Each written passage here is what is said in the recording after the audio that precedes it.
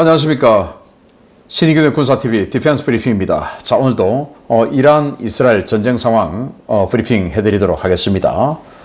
이란이 지금 너무나 궁지에 몰리니까 해서는 안 되는 짓을 벌이려 하고 있습니다. 트럼프 대통령이 만약에 이 작전이 정말로 진행되면 이란을 가만두지 않을 것 같은데, 왜냐? 원유 수송로를 지금 봉쇄해 버리는 기뢰 작전에 들어갈 것 같다라는 건데, 자, 그래서 이 바레인에 있는 미국과 영국의 소해 전력이 전부 출항했습니다. 자, 어떤 내용으로 진행되고 있는지, 또 어떤 피해가 예상되는지 보도록 하겠습니다. 5가지 단신 먼저 보겠습니다.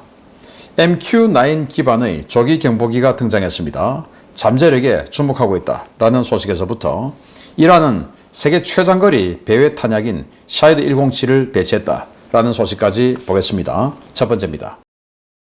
영국이 퀸 엘리자베스급 항공모함의 멀린 조기 경보 헬기를 MQ-9 기반 무인기로 대체하려는 움직임을 보이고 있는 가운데, MQ-9 제작사 제너럴 아토믹스가 스웨덴 사브와 손잡고 무인 조기 경보 솔루션을 발표했습니다. 기존 조기 경보기와 비교해 관제 능력은 떨어지지만 장기 채공 가능한 공중 기반 레이더 시스템으로 그 가치가 무궁무진하다는 평가입니다. 배수량 대비 세계 최강의 전투 능력을 갖고 있다는 평가를 받는 이스라엘 해군의 최신의 초계함 사르6 초계함이 이번 이란과의 전쟁에서 처음으로 실전에 데뷔했습니다. 이스라엘 해군이 이 초계함이 이란으로부터 날아온 다수의 미사일과 드론을 격추하는 데 성공했다고 밝혔습니다. 호주가 E-7A 웨치테일 조기 경보 통제기를 이용해 MQ-28A 고스트뱃 무인기를 통제하는 실험에 성공했다고 밝혔습니다. 기존 FA-18F 전투기는 물론 조기 경보기를 이용한 드론 작전이 가능하다는 것을 증명한 것인데, 호주 국방부는 이번 실험에서 고스트뱃이 공중 표적과 인게이지먼트, 즉 교전했다고 밝혀 고스트뱃의 공대공 임무가 가능해진 것인지에 대한 궁금증이 커지고 있습니다. 록히드 마틴이 2년 이상 지연된 F-35A 블록 4 성능 개량 프로그램인 테크놀로지 리프레시 3 작업을 드디어 완료했다고 밝혔습니다. 미 국방부의 공식 승인은 아직 나오지 않았지만 이번 작업 완료에 따라 신규 생산 F-35 물량은 전량 블록 4로 전환되고 기존 전투기들의 성능 개량 사업도 본격화될 것으로 보입니다. 이란이 세계에서 가장 긴 사거리를 가진 신형 배회 탄약 시스템 샤히드 107 개발을 완료하고 실전에 배치한다고 밝혔습니다.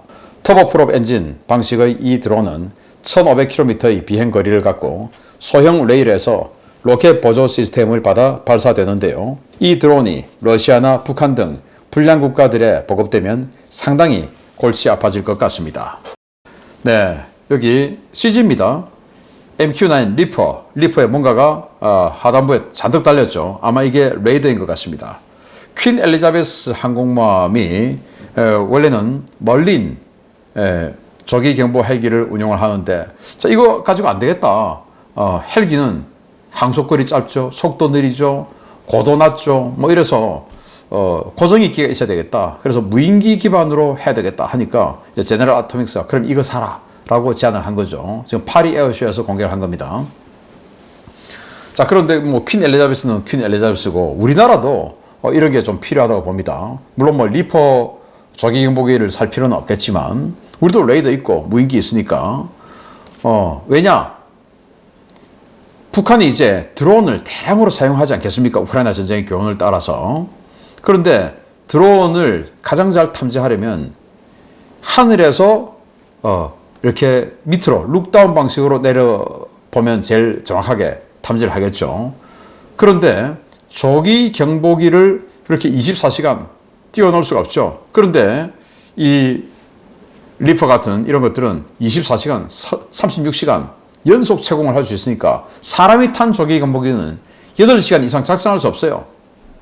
사람은 그 정도로 집중력을 그 이상을 유지할 수가 없지 않습니까? 그런데 기계는 그게 아니죠. 계속할 수 있죠. 그래서 24시간, 36시간 계속 채공할 수 있는 이런 조기 경보 드론을 우리가 자체 개발해서 휴전선 쪽에 쫙, 물론 유사시에 띄워놓는다면 북한의 자폭 드론들 이런 것들, 물론 초소형 FPV 드론 이런 것들은 발견할 수 없겠지만 그래도 지금 뭐 샤헤드 136 정도 되는 덩치 이런 것들은 충분히 발견해낼 수 있죠. 우리도 필요하다고 봅니다. 자, 이스라엘의 사르6급 초계함인데 요거 1900톤밖에 안 돼요. 1900톤밖에 안 되는데 여기 레이더에 있습니다.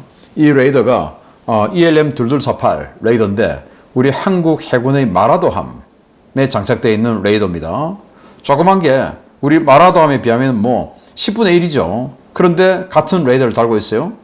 그리고는 여기에 바락 8 수직발사관이 32발 그리고 C돔 그러니까 아이언돔의 해상형이죠. 40발. 그래서 함대공 미사일이 무려 72발이나 장착되어 있고 그리고 가브리엘 5 미사일이 여기 함대함입니다. 16발. 그러니까 뭐 엄청난 타격력을 가지고 있어요. 그리고 또 헬기 견학고도 있고 그리고 70mm 함포 장착되어 있고 자 이런 건데 이번에 이제 방공작전에 이 사르6가 투입되어서 적의 미사일 이런 것들 요격하는데 성공했다라고 하는데 야 1900톤의 이 정도 무장을 꾸겨 넣으면 이거 이제 이스라엘이 모병제가 아니고 징병제 국가이기 때문에 이런 그 과무장을 가능한 겁니다. 우리나라도 마찬가지죠. 우리나라도 징병제니까 이 해군 군함들 가보면 이제 일반 병사들 징병된 병사들 이 거주구역은 3단 침대 뭐 과거에는 4단 침대까지 있었는데 뭐 그런 식으로 해서 아주 좀 상대적으로 열악하게 사용합니다. 징병이라서. 그런데 이제 모병된 부사관이나 이런 데 가면 그 정도 열악하게 쓰진 않죠. 그래서 이스라엘도 징병이니까 완전히 그냥 뭐 승조원 거주구역은 그냥 국에 넣었겠죠. 그런데 모병제 국가들 뭐 유럽이나 미국의 선진국들 가면 그런 식으로 해서는 그냥 뭐 제대해버리겠죠. 그러니까 승조원 거주구역을 많이 확보해야 되니까 배수량이 6,000톤, 7,000톤 돼도 이거보다 무장이 안 나오죠. 승조원 거주구역 때문에 그렇습니다. 자, 여기는 정말 얼마나 열악하게 이스라엘 군들이 근무하고 있을까라는 생각도 좀 드는데 아무튼 이렇게 작은 군함이 이런 엄청난 무장을 집어넣고 실전에서 이제 잘 사용하고 있다라는 거고요. 자, 우리 조기 경보기하고 똑같은 거죠. E7A 웨치테일, 우리는 피스아이라고 부르는데 그거 가지고 이 MQ-28 로열 윙맨으로 만든 거죠. 요거하고 교전 훈련을 해봤다라는 겁니다. 그래서 공대공 전투를 시켜봤다라는 건데 네, 드디어 이제는 슈퍼넷에서 이렇게 로열 윙맨식으로 작전 지휘하는 것을 넘어서서 이제는 조기 경보기가 또 이 전투기를 공대공으로 전투시켜봤다. 그러면 조기 경보기가 굳이 유인 전투기를 호위기로 데리고 다니지 않아도 이런 무인 전투기 뭐 한 두세 배 정도 더 많이 데리고 다니면 비용 절감, 뭐 전력 절감 될 수도 있겠다라는 생각이 드네요. 뭐 우리도 마찬가지예요. 조기 경보기는 적 전투기보다 먼저 볼 수 있으니까 뭐 이런 거 만약에 전시되면 한 개 편대가 조기 경보기 호위하고 다니지 않겠습니까?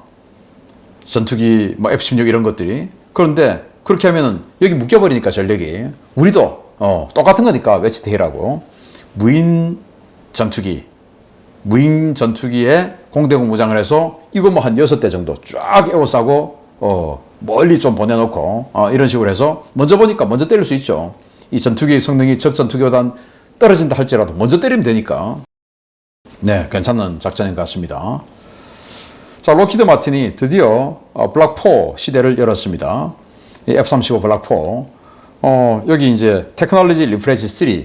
요게 개량 작업 이름이고 그 테크놀로지 리프레시 3 개량 작업을 통해서 나온 작품이 블락 4예요. 블락 4가 나왔다 이제 라는 건데 이 블락 4는 미국 같은 경우는 현재 있는 APG-81 레이더를 APG-85로 업그레이드를 하고 질화 갈륨 소재예요. 갈륨 비소 소재를 질화 갈륨으로 바꾼 거 훨씬 능력 좋겠죠. 그리고 내부 무장창 넓혀서 지금 암남 공대공 미사일 4발밖에 안 되는데 이걸 6발로 늘리고 뭐 등등 굉장히 많은 개선이 되었고 앞으로 이제 적응형 사이클 엔진도 집어넣겠다라는 건데 자, 그러면 이제 우리도 업그레이드를 해야 되겠죠. 왜냐? 그게 F-35 약속이니까. 자, 왜 그런데 이게 갑자기 또 이렇게 나왔냐? 지난주에 이 핏 헤그세스 국방장관이 자, F-35 이거 내년에 48대 도입하기로 한 거 24만 도입해. 절반만 도입하고 그 예산 뭉쳐서 6세대 전투기 F-47 거기다가 몰아줘서 더 빨리 나오도록 하자라고 하니까 아마 로키드 마틴이 잠깐 우리 블락폼 만들었으니까 좀 빨리 그냥 계획한 대로 합시다 라는 어필이 아닌가라는 생각이 듭니다. 자, 이란이 덩치가 작은데 이걸 세계 최장거리 배회 탄약이다 라고 이야기하는데요. 1500km의 비행거리를 갖고 있다고 합니다. 자폭 드론과 배회 탄약은 달라요. 자폭 드론은 출발할 때 목표물을 지정해 놓고 거기 가서 이제 자폭으로 들이받는 거고, 배회 탄약은 그냥 상공에 비행을 하면서 대기를 합니다. 그러다가 목표물을 딱 지정해주면 그쪽으로 날아가서 때리는, 자폭하는 이런 게 배회 탄약인데, 이런 배회 탄약 사이드 107 1500km를 비행할 수 있다. 즉 오랫동안 배회할 수 있다 그 말이 되겠죠. 상공에 대기한다 그 말입니다. 자, 그래서 이런 위협이 또 나왔다. 자, 이 말은 뭐냐? 지금 이제 이란 이스라엘 전쟁을 하고 있는 상황에서 이걸 발표했어요. 그러면 이스라엘 니들까지 1500km 같으면 날려보낼 수 있다. 그러니까 우리 좀 그만하자라는 사인이 아닌가라는 생각이 들고요. 자, 호르무즈 해협에서 이란이 나쁜 짓을 하려고 하고 있습니다. 여기에 대해서 미국이 대응에 나섰습니다. 보겠습니다. 6월 16일 호르무즈 해협 일대에서 발생한 유조선 충돌 폭발 사건으로 해상교통로 안전에 대한 우려가 커지고 있는 가운데 궁지에 몰린 이란이 호르무즈 해협에 대량의 기뢰를 부설할 준비를 하고 있다는 소식입니다. 미국과 영국 등 다국적 연합 함대가 이에 대응해 소해작전 태세에 돌입했습니다. 이란이 미국의 본격적인 군사 개입 시작에 맞춰 세계 최대의 석유 수송로 중 하나인 호르무즈 해협에 대량의 기뢰를 살포해 페르시아만을 봉쇄하려는 움직임을 보이고 있다고 CNN과 뉴욕타임즈가 6월 18일 보도했습니다. 매체들은 복수의 미 정보 당국자를 인용해 이란은 미국이 이란에 대한 직접 군사 공격에 나서는 즉시 호르무즈 해협에 대량의 기뢰를 부설할 준비를 마쳤는데요. 기뢰는 지상에서 발사하는 파즈르5 로켓과 해상에서 발진하는 소형 무인 수상정에 의해 부설될 예정인 것으로 전해졌습니다. 페르시아만과 오만만 사이의 좁은 해협인 호르무즈 해협은 사우디아라비아, 이라크, 쿠웨이트, UAE의 원유 수출 물량의 85%가 빠져나가는 전략적 요충 해역인데요. 대부분의 해역이 이란 영해에 포함되어 있습니다. 이곳은 가장 좁은 곳이 폭 54km에 불과하기 때문에 기뢰를 사용한 봉쇄가 쉽고 거의 모든 해역이 이란의 지대함 미사일 사정권에 들어가기 때문에 소해작전도 쉽지 않은 상황입니다. 미국은 이번 소해작전에 인디펜던스급 연안 전투함인 캔버라함을 처음으로 투입할 준비를 마친 상태인데요. 캔버라함은 6월 9일 어벤져급 소해함인 센트리, 데바스테이터, 글라디에이터, 덱스트러스와 함께 바레인, 마나마 항구를 출항해 현재 호르무즈 해협 인근에서 작전 중인 것으로 전해졌습니다. 이번 소해작전의 관건은 미 해군 소해 전력이 이란의 지대함 미사일 공격을 어떻게 차단하면서 신속하게 기뢰를 제거하느냐 하는 것인데요. 사상 첫 실전 소해 임무에 투입된 LCS, 과연 어떤 성능을 보여줄지 지켜봐야겠습니다. 네, 지금 제가 어제 알려드렸던 것처럼 그 오만만에서 유조선끼리 충돌해서 큰 불이 났죠. 그런데 이건 유조선끼리 충돌인데 기뢰를 부설한다 라는 겁니다. 이란이. 자, 호르무즈 해협은 폭이 54km에 불과해요. 54km. 우리 대한해협보다 약간 넓죠. 그런데 여기 뭐 엄청난 물동량이 지나다니죠. 바로 원유입니다. 우리나라도 이 호르무즈 해협을 통해서 원유를 많이 공급받고 있는데 여기에 기뢰를 뿌려버리면 기뢰가 그냥 주로 자기 감응형 기뢰죠. 그래서 쇳덩이 지나가면 갖다 붙어버립니다. 그럼 뭐 유조선 박살나는 거죠. 군용이다 뭐다 안 따지고.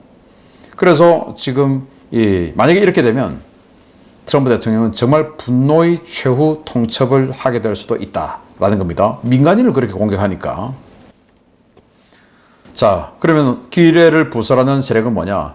파즈르5 로켓 333mm짜리인데 여기에다가 기뢰를 달아서 쏠 수 있습니다. 여기 75km 날아가니까 뭐 해안 인근에서 쏘면 호르무즈 해협 자체가 폭이 54km밖에 안 되니까 충분히 기뢰를 날려 보낼 수가 있죠. 그리고 무인 수상정 이런 데다가 또 뿌릴 수도 있고. 자, 그래서 바레인에 있는 오함대 부두에 소해안 부두가 다 비었어요. 6월 9일 날 모두 출항했습니다. 그래서 어떤 소해 전력이 들어갔나 보니까 이 LCS 캔버라함이 처음으로 지금 투입됐어요. 스텔스 디자인으로 되어 있죠. 3,100톤짜리. 이거 연안 전투함인데 도저히 쓸 데가 없으니까 소해함으로 개조한 버전입니다. 여기 이제 첫 번째 실전 소해 작업에 들어갔고요. 그리고 또 이렇게 어벤져급 구형입니다. 요거 1,400톤짜리 요거 4척이 지금 거기 있는데 같이 나갔어요. 그래서 미군 소해함 5척 그리고 영국군 소해함 치팅폴드 이게 또 한 척 나가서 6척의 소해함이 나갔는데, 근데 소해함은 전투함이 아니죠. 지대함 미사일 날아오면 그냥 끝나는 겁니다. 그래서 소해작전 들어가기 전에 지대함 미사일 사이트들 전부 파괴시켜 놓고 소해 작업을 하지 않을까라는 건데, 더 좋은 것은 이란이 정말 큰 민간인 피해가 날 수밖에 없는 이런 기뢰 부설 작업은 하지 않는 게 좋지 않냐.